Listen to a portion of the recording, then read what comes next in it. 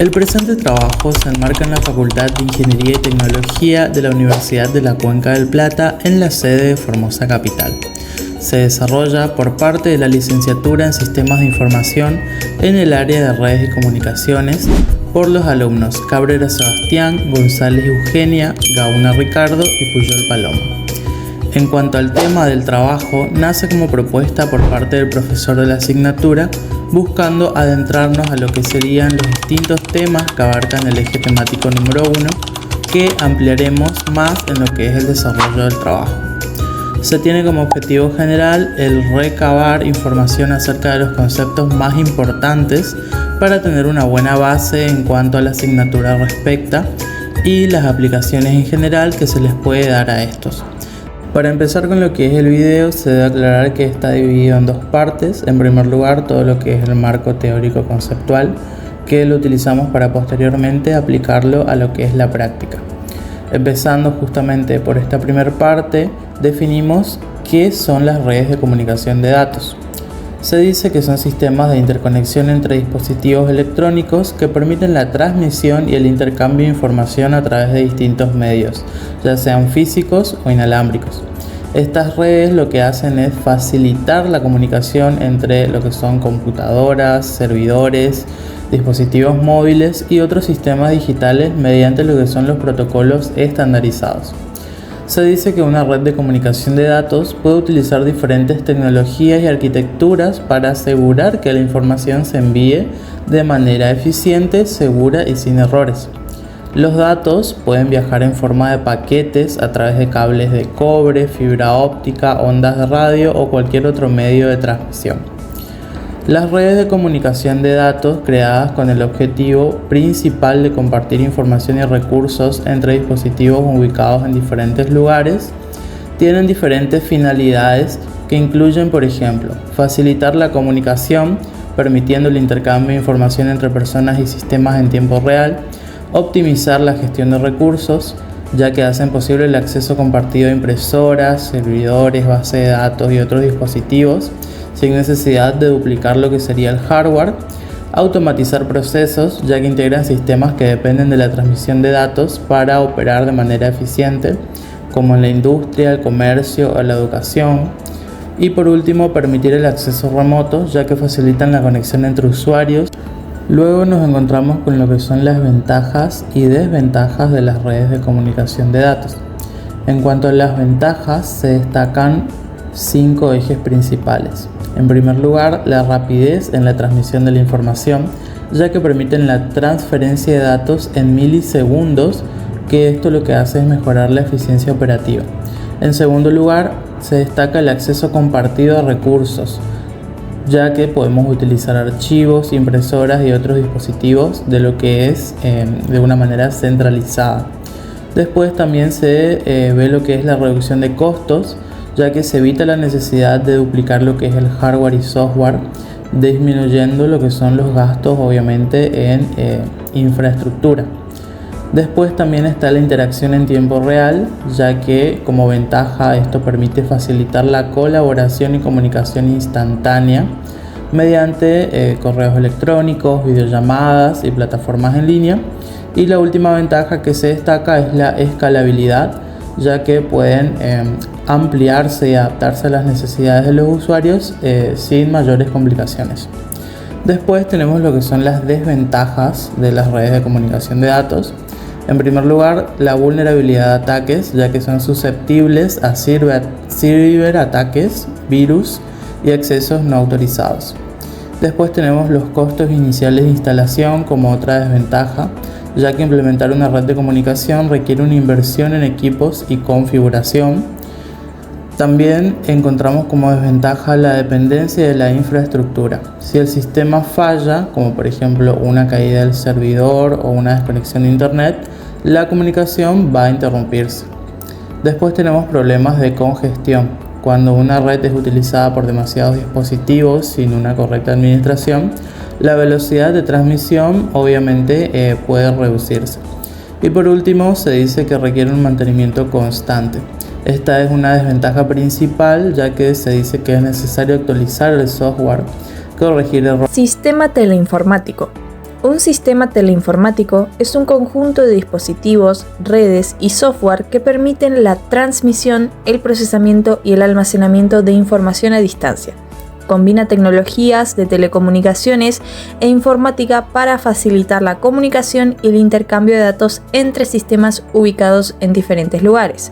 Este tipo de sistema es fundamental en sectores como la banca, la educación, la salud y la industria, donde se necesita un flujo constante de información en tiempo real. Funciones básicas de un sistema teleinformático. Los sistemas teleinformáticos tienen varias funciones esenciales que garantizan su correcto funcionamiento. En primer lugar, tenemos la transmisión de datos que permiten enviar información entre diferentes dispositivos conectados a la red. En segundo lugar, tenemos el almacenamiento y recuperación de la información que facilitan la gestión de datos, permitiendo guardarlos y acceder a ellos en cualquier momento. En tercer lugar, tenemos el procesamiento de datos que ejecutan operaciones sobre la información recibida, como análisis, cálculos o generación de reportes. En cuarto lugar, tenemos la interconexión de sistemas que habilitan la comunicación entre distintas plataformas y dispositivos mediante protocolos estándar. Y en quinto lugar, contamos con la seguridad y control de acceso, que protegen la información mediante cifrado, autenticación y permisos de usuario. Clasificación de los sistemas teleinformáticos. Los sistemas teleinformáticos pueden clasificarse de diferentes maneras según su arquitectura, alcance y finalidad. En primer lugar, tenemos según su arquitectura. Dentro de esta categoría tenemos los centralizados, donde toda la información y el procesamiento de datos se gestionan en un único servidor o sistema principal, y los usuarios acceden a los datos de manera remota. Por otro lado, tenemos los distribuidos, donde la información y el procesamiento se reparten entre varios dispositivos conectados en red, mejorando la eficiencia y reduciendo la carga en un único punto. En segundo lugar, tenemos según su alcance geográfico. Estos pueden ser locales, LAN, Local Area Network, que operan dentro de un espacio reducido, como puede ser una oficina o una empresa, metropolitanas, MAN, Metropolitan Area Network, que cubren áreas urbanas más amplias como una ciudad o un campus universitario, y extensas, WAN, Wide Area Network, que se extienden a nivel nacional o internacional, como es el caso de Internet. En tercer lugar, tenemos según su uso. Estos pueden ser corporativos, que se utilizan en empresas para gestionar operaciones internas y comunicación entre empleados, académicos, que facilitan el acceso a información y recursos educativos, industriales, que controlan procesos productivos y automatización en fábricas, y comerciales, que permiten realizar transacciones electrónicas y comercio en línea. Métodos de transmisión y clasificación de señales de telecomunicaciones. Las telecomunicaciones utilizan señales para transmitir información a través de distintos medios, como cables, ondas electromagnéticas o fibra óptica.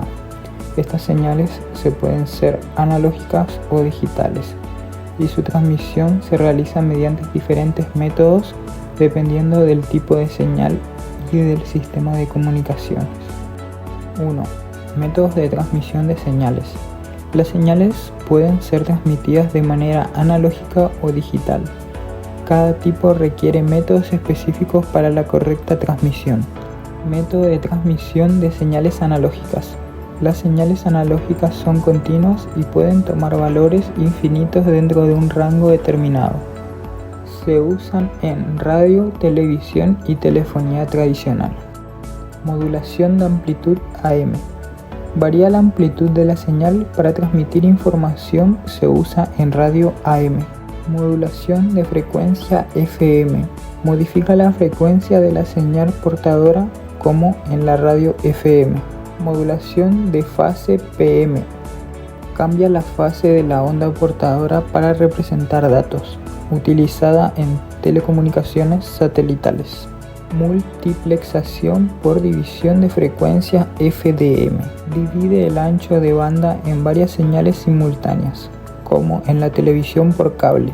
Método de transmisión de señales digitales. Las señales digitales son discretas, representadas por valores binarios ceros y unos. Se utilizan en redes de datos, telefonía digital e Internet. Modulación por desplazamiento de amplitud, ASK. codifica bytes variando la amplitud de la señal. Modulación por desplazamiento de frecuencia FSK representa bytes modificando la frecuencia de la onda portadora. Modulación por desplazamiento de fase PSK cambia la fase de la señal para transmitir datos comunes en Wi-Fi y comunicaciones satelitales. Modulación por código de pulso PCM convierte señales analógicas en digitales mediante muestreo y cuantificación, utilizada en telefonía digital. Multiplexación por división de tiempo TDM divide el tiempo en intervalos para transmitir múltiples señales digitales en un solo canal, utilizado en telecomunicaciones modernas. 2. Clasificación de señales de telecomunicaciones. Las señales utilizadas en telecomunicaciones pueden clasificarse en función de su naturaleza, periodicidad, aspectos de frecuencia y tipos de modulación. Según su naturaleza, señales analógicas son continuas y pueden tomar valores infinitos. Se usan en radio AM, FM y telefonía tradicional. Señales digitales son discretas y representan con valores binarios. Se utilizan en redes de datos e Internet. Según su periodicidad. Señales periódicas se repiten en intervalos regulares como las señales de un reloj en circuitos electrónicos. Señales no periódicas no tienen un patrón repetitivo como la voz humana en una llamada. Según su espectro de frecuencia. Banda base. La señal se transmite sin modulización como en redes Ethernet. Banda pasante. Se modula a una frecuencia más alta como la transmisión satelital. Según su modulación. AM, modulación de amplitud, se usa en radio AM y televisión analógica. FM, modulación de frecuencia, se utiliza en radio FM y sistemas satelitales. PM, modulación de fase, se emplea en telecomunicaciones digitales y radio digital. Clasificación de modos de transmisión de datos. El modo de transmisión de datos se refiere a la forma en que la información es enviada de un punto a otro en un sistema de comunicación. Existen distintas clasificaciones según la dirección de flujo de datos y la sincronización de la transmisión. 1. Según la dirección de flujo de datos. Esta clasificación se basa en cómo se envían y reciben los datos entre los dispositivos de comunicación. Simplex. Se envía en una sola dirección. No hay retorno de datos ni comunicación bidireccional. Ejemplo, la radio o la televisión, donde las señales va del emisor al receptor sin respuesta. HAL duplex o semiduplex. La comunicación se realiza en ambas direcciones, pero no simultáneamente. Primero un dispositivo envía información y luego el otro responde. Ejemplo, los radios tipo walkie-talkies donde solo se puede hablar uno a la vez. Full duplex o duplex complejo.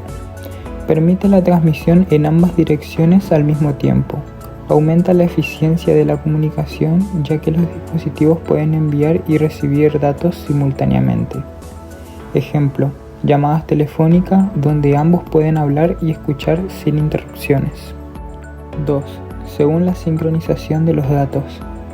La transmisión de datos también se clasifica en función de cómo se organizan y sincronizan los bytes al enviarse. Transmisión asíncrona. Los datos se envían en intervalos irregulares sin una sincronización continua entre el emisor y el receptor. Cada carácter o grupo de bytes se envía con bytes de inicio y parada, lo que permite al receptor identificar el comienzo y el fin de cada unidad de datos.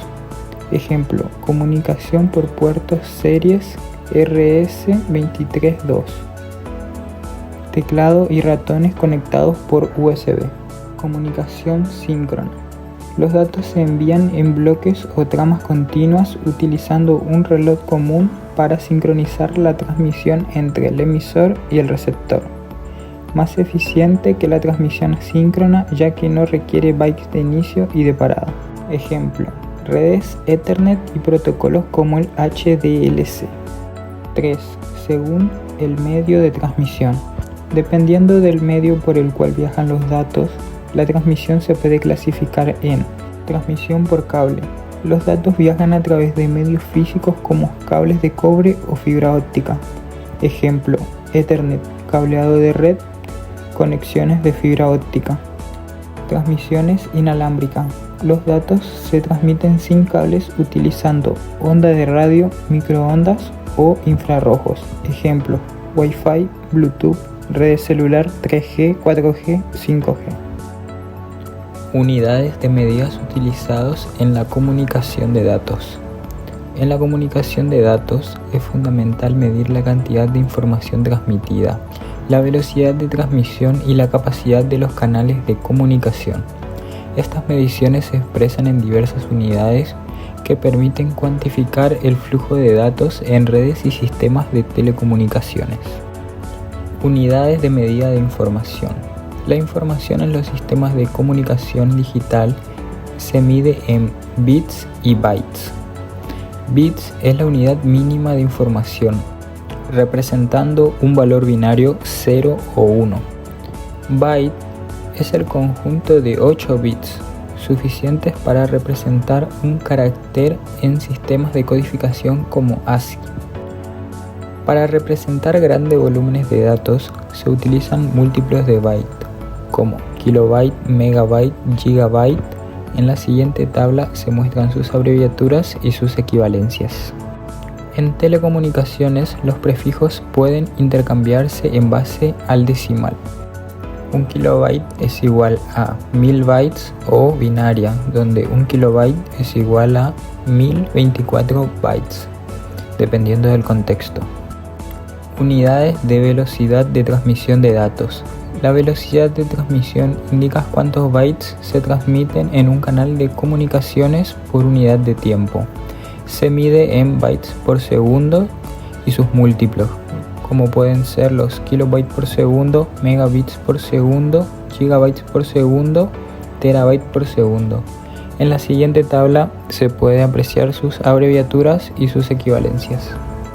Algunos ejemplos de aplicaciones son 10 megabytes por segundo, velocidad de conexión básica a Internet. 1 gigabyte por segundo, redes de fibra óptica de alta velocidad. Y 100 gigabytes por segundo, enlaces troncales de telecomunicaciones. Unidades de medida de capacidad de canal y ancho de banda. El ancho de banda de un canal de comunicaciones representa la cantidad de datos que pueden transmitir en un tiempo determinado y se mide en Hz, en señales analógicas y en bytes por segundo en señales digitales. Hz indica la cantidad de ciclos por segundo en una señal analógica. Baudios expresa la cantidad de símbolos transmitidos por segundo en una señal modular. Y bytes por segundo, unidad estándar para medir la capacidad de transmisión en redes digitales. Un ejemplo, un canal con ancho de banda de 20 MHz puede transmitir más información que uno de 5 MHz, ya que tiene una mayor capacidad de transmisión. Relación entre velocidad de transmisión y velocidad de modulación. Velocidad de transmisión, cantidad de bytes transmitidos por segundo. Velocidad de modulación, cantidad de símbolos por segundo en una señal modulada. Como por ejemplo, si un sistema usa una modulación en la que cada símbolo representa 4 bits, entonces la velocidad de modulación serían de 2000 baudios.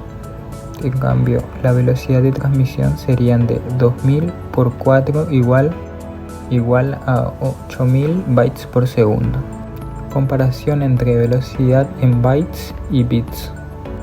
Las velocidades de conexión suelen expresarse en bits por segundo, mientras que los archivos y almacenamiento se miden en bytes. La expresión de 100 megabits por segundo sería la velocidad de Internet. Concepto y clasificación de modulación. La modulación es el proceso mediante el cual se modifica una señal portadora, es decir, una onda de alta frecuencia, para que transporte información. Se utiliza en telecomunicaciones para adaptar la señal de datos al medio de transmisión, permitiendo su transmisión eficiente a largas distancias y reduciendo interferencias. Por ejemplo, en la radio, la voz o la música se mezclan con una onda portadora para ser transmitidas por el aire. La modulación se clasifica en modulación analógica y modulación digital, dependiendo del tipo de señal que se transmite. En primer lugar, encontramos la modulación analógica, que se usa cuando la señal de información es continua y varía en el tiempo. Por ejemplo, la voz en una llamada telefónica. Se basa en la modificación de la onda portadora en función de la señal original. Encontramos en esta la modulación en amplitud, en frecuencia y en fase. La amplitud de la onda portadora varía según la señal de información. La frecuencia de la onda portadora cambia en función de la señal de información y la fase de la onda portadora se altera según la señal de información. En segundo lugar, encontramos la modulación digital, que se usa cuando la señal de información es discreta. Se emplea en redes de telecomunicaciones, Wi-Fi, fibra óptica y telefonía móvil. En esta encontramos la modulación por desplazamiento de amplitud, por desplazamiento de frecuencia, por desplazamiento de fase y la modulación en cuadratura de amplitud. Clasificación de redes según su área de extensión y velocidad de transmisión. Las redes de comunicación de datos se pueden clasificar de acuerdo con su ámbito geográfico y por su velocidad de transmisión. En primer lugar, clasificaremos según el área de extensión, es decir, el ámbito geográfico. Encontramos la red de área personal, que tiene un alcance menos de 10 metros y se usa para conexión de dispositivos personales como teléfonos, tablets, relojes inteligentes. Por ejemplo, los Bluetooth, la conexión entre dispositivos mediante USB o infrarrojo. La red local, que tiene un alcance entre 10 metros y varios kilómetros, que se usa para conectar computadoras dentro de un mismo edificio o campus. Por ejemplo, redes en oficinas, universidades y hogares. Por otro lado, la red de área metropolitana, que tiene un alcance de varios metros cubriendo una ciudad o un conjunto de edificios. Se usa principalmente para interconectar varias redes LAN dentro de un área metropolitana. Por ejemplo, redes de universidades, redes públicas en ciudades o fibra óptica urbana. También tenemos la red de área amplia, que tiene un alcance desde ciudades hasta países o continentes. Se usa para conectar redes LAN y MAN a grandes distancias. La red de área global tiene un alcance a nivel mundial y se usa para interconexiones de redes a escala global, incluyendo Internet y redes de telecomunicaciones satelitales. Ahora, la clasificación según la velocidad de transmisión, la cual se mide en bits por segundo, bps, y determina la rapidez con las que se envían los datos. Encontramos redes de baja velocidad, de velocidad media, de alta velocidad y de muy alta velocidad. Un ejemplo de una red de baja velocidad serían redes de sensores, comunicación por radiofrecuencia de baja potencia. De velocidad media encontramos redes de Wi-Fi estándar, redes de fibra óptica básicas. De alta velocidad encontramos redes Ethernet modernas y redes de fibra óptica avanzadas. Por último, en lo que es este marco teórico, nos encontramos con el modelo general de comunicaciones y modelo OSI/ISO. Se dice que las redes de comunicación de datos operan bajo modelos estructurados que permiten la transferencia eficiente y ordenada de información entre dispositivos. Entre estos modelos, el modelo general de comunicaciones describe los elementos fundamentales del proceso de comunicación, mientras que el modelo OSI/ISO proporciona una infraestructura en capas que estandariza la interacción con sistemas en redes. En primer lugar, el modelo general de comunicaciones. El proceso de comunicación de datos involucra ciertos elementos esenciales, como son la fuente, que viene a ser el emisor, que es un dispositivo que genera la información, como por ejemplo una computadora que envía un correo electrónico. Después está el transmisor, que es el que convierte la información en señales eléctricas, ópticas o de radiofrecuencia para su envío, como lo es un módem o una antena Wi-Fi. Después tenemos lo que es un canal de comunicación, que puede ser un medio físico o inalámbrico por el cual viajan los datos, ya sean cables de fibra óptica, onda de radio o demás. Después tenemos lo que es el receptor, que va a ser el dispositivo que recibe la señal y lo convierte en datos obviamente comprensibles. Y por último el destino, que viene a ser el usuario final, que interpreta los datos recibidos, como una persona leyendo lo que es un correo en su computadora. Este modelo explica cómo fluye la información desde un punto de origen hacia su destino, garantizando que la comunicación sea efectiva y sin errores. En segundo lugar, como dije anteriormente, está lo que es el modelo OSI-ISO. El modelo de interconexión de sistemas abiertos, OSI-ISO, es un estándar desarrollado por la Organización Internacional de Normalización ISO, que divide la comunicación de redes en 7 capas. Cada una de estas tiene una función específica y se comunica con la capa inmediatamente superior e inferior. Tenemos lo que son las diferentes capas de este modelo y su explicación. La primera capa es la capa física, la que se encarga de la transmisión de bits a través del medio físico, define cables, conectores, voltajes, ondas de radio, como por ejemplo una fibra óptica, Ethernet, Wi-Fi.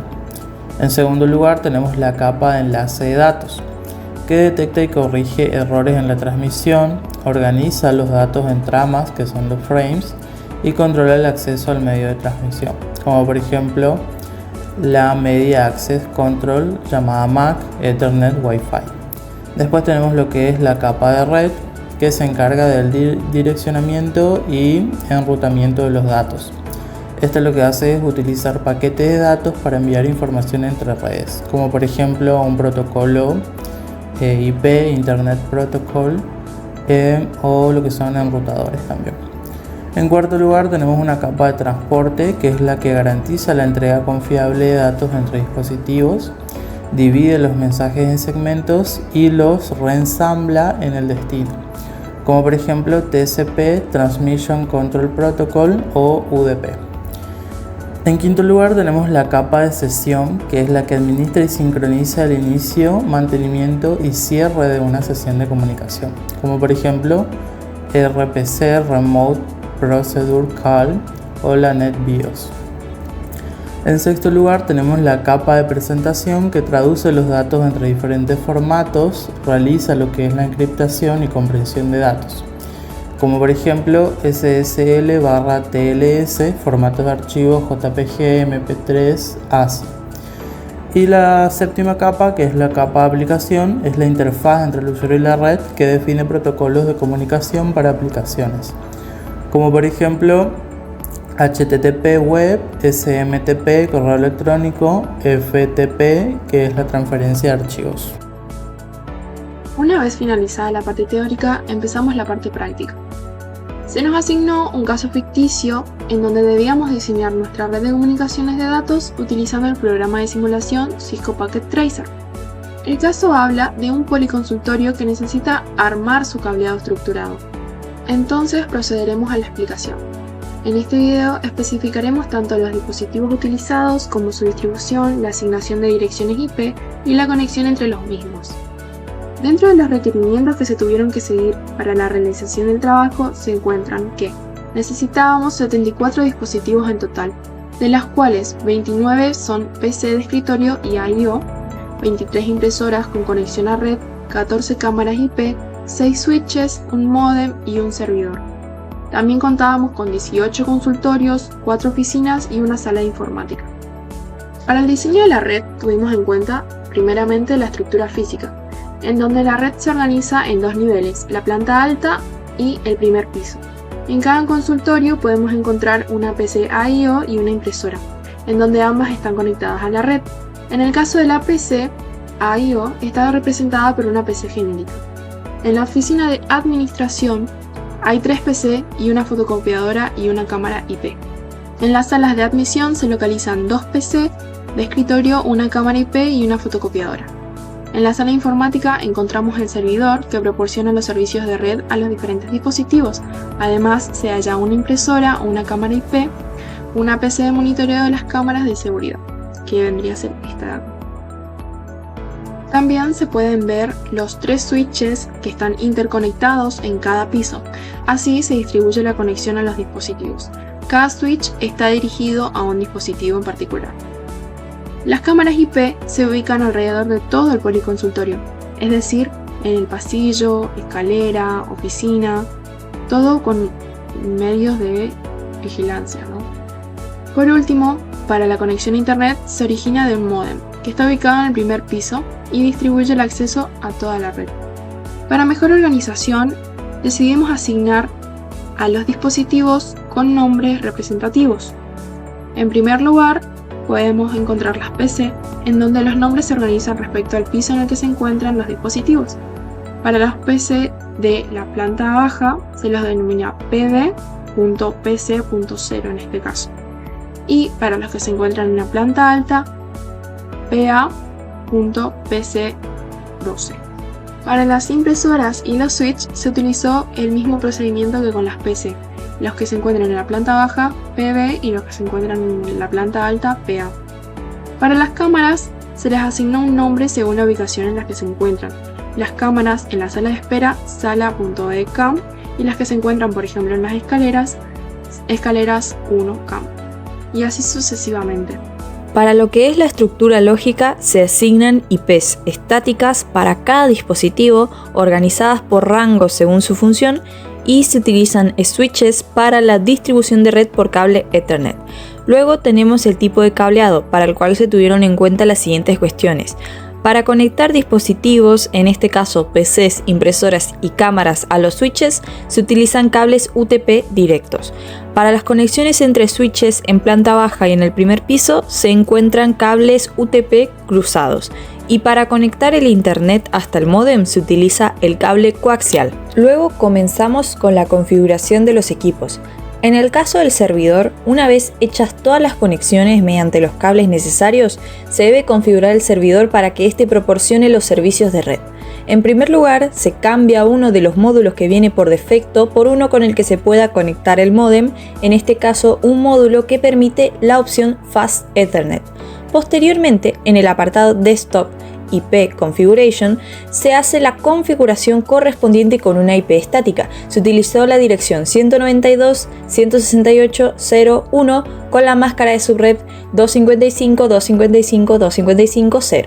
Además, se crearon un usuario y una contraseña que se necesitan para poder ver las cámaras desde una computadora. En este caso, la PC de monitoreo se encuentra en la sala de informática. Para ello, en el apartado Desktop IO Monitor se ingresan los datos de registro.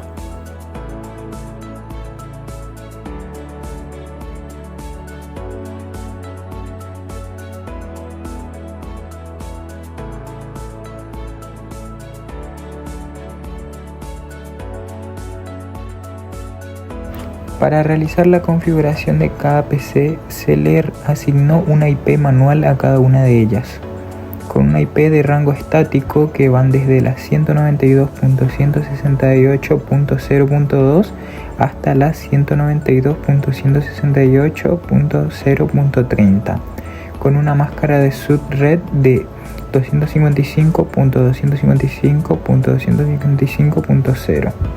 Para realizar la configuración de una PC, tomemos como ejemplo una del área de informática. Entramos en lo que sería la PC y vamos a Desktop, donde dice IP Configuration, hacemos clic y ahí agregamos lo que sería el DNS Server, que en nuestro caso es 192.168.0.1, y en IP-address le agregamos lo que sería la IP que nosotros queremos asignarle a ese dispositivo. También, como uno de los requisitos era que desde la PC del área de informática se puedan ver las cámaras, para poder visualizar lo que serían las cámaras entramos en Load Monitor y una vez aquí iniciamos sesión con lo que sería nuestro servidor, usuario y contraseña, que en nuestro caso es 192.168.0.1 y la contraseña y el usuario son admin. Una vez que iniciamos tendremos visualización de todas las cámaras instaladas en el policonsultorio. Luego de esto se procedió a configurar lo que serían las impresoras, asignándole un rango desde 192.168.0.40 hasta la .62. donde hacemos clic en la impresora y configuramos lo que sería el DNS server con el de nuestro servidor, y en Fast Ethernet 0 le asignamos lo que sería la IP fija de cada impresora, repitiendo este paso para todas las impresoras del sistema, haciéndole variar lo que sería su dirección de IP.